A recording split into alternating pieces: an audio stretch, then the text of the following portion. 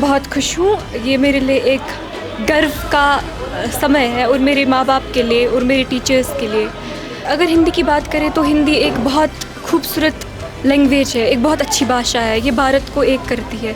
तो अगर ज़्यादा विद्यार्थी इसमें ध्यान देंगे, इसमें रुचि देंगे, तो मेरे हिसाब से तो कश्मीर में भी हिंदी की अच्छी पॉपुलेशन रहेगी स्टूडेंट्स की। बहुत ज़्यादा खुशी महसूस हुई, बहुत अप्रिशिएट किया उन्होंने एंड बहुत ज़्यादा प्राउड फील हो रहा है। हमें सब भाषाओं को आगे बढ़ाना चाहिए, चाहे वो कोई भी मदर टंग हो। हमें यहाँ पर आज बुलाया क्योंकि हमने हिंदी सब्जेक्ट में 98 मार्क्स लाए आउट ऑफ 100। उसकी वजह से हमें आज अवार्ड दिया गया है। जश्न संगम के शुभारंभ की मैं आप सभी को बहुत बहुत बधाई और शुभकामनाएं देता हूँ। जश्न संगम के दो प्रमुख उद्देश्य होंगे। पहला, विभिन्न क्षेत्रों, भाषाओं और संस्कृतियों के लोगों को एक मंच पर लाना, उनके बीच सांस्कृतिक आदान प्रदान को बढ़ावा देना, और दूसरा उद्देश्य होगा कश्मीर घाटी में हिंदी भाषा और साहित्य पढ़ने वाले विद्यार्थियों को प्रोत्साहित करना तथा युवा पीढ़ी को हिंदी भाषा और साहित्य की ओर आकर्षित करना। उस दृष्टिकोण से मैं मानता हूँ कि यह आयोजन एकता और साझा सांस्कृतिक जड़ों के महत्व पर जोर देते हुए विभिन्न समुदायों में जुड़ाव और एकजुटता की भावना को प्रेरित कर रहा है।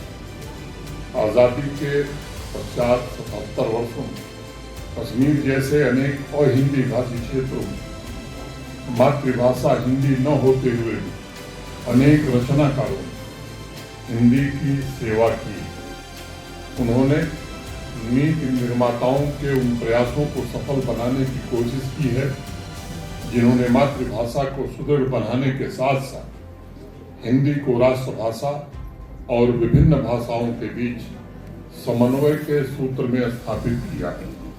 हमारी संस्कृति में कहा गया है, उत्तरम यत् समुद्रस्य हिमाद्रश्चैव दक्षिणम वर्षद भारतम नाम भारती यत्र संतति। भारत वो जो हिमालय से हिंद महासागर तक की सभी विविधताओं और विशिष्टताओं को समेटे हुए है, उसी की संतान हर भारतीय है। मैं समझता हूँ हिमालय से हिंद महासागर की जितनी भी भाषाएं हैं उसको जोड़ने की ताकत हिंदी में। कश्मीर के संदर्भ में भी ये बात प्रासंगिक है। अगर पुरातन काल से भाषाओं पर आप दृष्टि ले जाएंगे तो कश्मीर में प्राचीन काल से संस्कृत प्रभावशाली रही। राजतरंगिणी और निर्मत पुराण जैसे महान ग्रंथों की रचना संस्कृत में हुई। इसके सैकड़ों वर्ष बाद घाटी में उर्दू और पर्शियन भाषाओं का चलन बढ़ा और जम्मू संभाग में डोगरी भाषा में अनेक महत्वपूर्ण ग्रंथों की रचना हुई। डॉक्टर मोहिनी कौल जैसे हिंदी के साहित्यकारों ने कश्मीरी साहित्य के अनमोल रत्नों को हिंदी, ब्रज, अवधि से भी परिचित कराया और उनका तुलनात्मक अध्ययन इस बात को रेखांकित करता है कि भाषा अलग होने के बावजूद चेतना के तल पर भारतीय साहित्यकार एक हैं मन से। शमशेर बहादुर सिंह जी ने लिखा, वो अपनों की बातें, वो अपनों की खुशबू, हमारी ही हिंदी, हमारी ही उर्दू, कोयल बुलबुल के मीठे तराने, हमारे सिवाय इनका रस कौन जाने। मित्रों, यूं तो आज़ादी के बाद से विभिन्न राज्यों की संस्कृतियों के आदान प्रदान में भी कश्मीर में हिंदी के प्रचार प्रसार में योगदान दिया है, लेकिन पिछले कुछ वर्षों में मैं कह सकता हूँ कि अकादमिक स्तर पर भी इस दिशा में कुछ प्रयास हुए हैं। हिंदी को 5 ऑफिशियल भाषाओं में शामिल किया गया है। जम्मू कश्मीर की पुरातन संस्कृति एवं भाषाओं जैसे कश्मीरी, डोगरी, उर्दू, गोजरी, पहाड़ी, पंजाबी, सीना को भी कैसे विकसित किया जाए, इसके लिए महत्वपूर्ण कदम उठाए जा रहे हैं। मैं संस्कृति विभाग और अकादमी का आभारी, जिन्होंने बहुत शिद्दत से इस प्रयत्न को आगे बढ़ाने में काफ़ी सराहनीय प्रयास किया है। मैं जश्न संगम में विशेष रूप से इस बात का उल्लेख करना चाहूँगा कि आदरणीय प्रधानमंत्री जी के मार्गदर्शन में पिछले 4-5 वर्षों में जम्मू कश्मीर तथा देश के अन्य राज्यों के बीच भावनात्मक दूरी कैसे कम हो, इसका भी काफ़ी हद तक प्रयास हुआ है और इसमें कामयाबी भी मिली।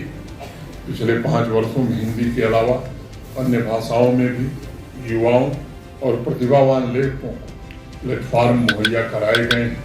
अन्य राज्यों के साथ सांस्कृतिक आदान प्रदान को मजबूत बनाने की कोशिश हुई है ताकि एकता की भावना और गहरी हो और वितस्ता से गंगा तक, कवि से तीस्ता तक सामाजिक संबंधों में एक नई ऊर्जा आ गई। उन सभी के लिए अब समझने का समय आ गया है। हिंदी न केवल संचार का माध्यम है बल्कि हम भारतीयों के लिए गौरव और पहचान का भी विषय है। मुझे विश्वास है जश्न संगम का यह 3 दिवसीय कार्यक्रम हिंदी के प्रति जागरूकता, समझ और उसके महत्व के संदेश को जम्मू कश्मीर के सभी क्षेत्रों तक ले जाने के लिए एक मजबूत मंच साबित होगा।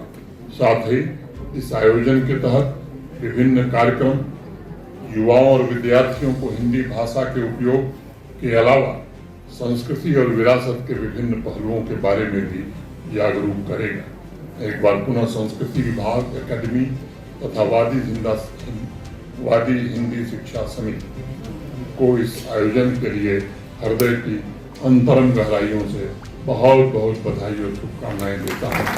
जिन लोगों ने इस कार्यक्रम को सफल बनाया उनके प्रति भी मैं आभार व्यक्त करता हूँ। जिन बच्चों को पुरस्कार मिला है, ईश्वर से प्रार्थना करता हूँ कि आने वाले दिनों में वो भी हिंदी के अमोल रत्न, कुछ का नाम लिया गया कबीरदास जी। मैं एक बात कहना चाहता हूँ बच्चों को, कबीरदास जी पढ़े लिखे नहीं, अपना नाम भी लिखना नहीं जानते, लेकिन अंतिम बार जो मैं देख रहा था उनके बारे में 1000 से ज़्यादा PhD अब तक कबीरदास जी पर हो चुकी है। उस व्यक्ति पर जिन्होंने कोई किताब नहीं पढ़ी, ऐसे ऐसे मूर्धन्य विद्वान हुए हैं। मैं समझता हूँ कि इनमें से भी हमारे बच्चे आने वाले दिनों में प्रेरणा लेकर निश्चित रूप से हिंदी का और हिंदुस्तान का, जम्मू कश्मीर का नाम रोशन करेंगे। बहुत बहुत धन्यवाद। जय हिंद।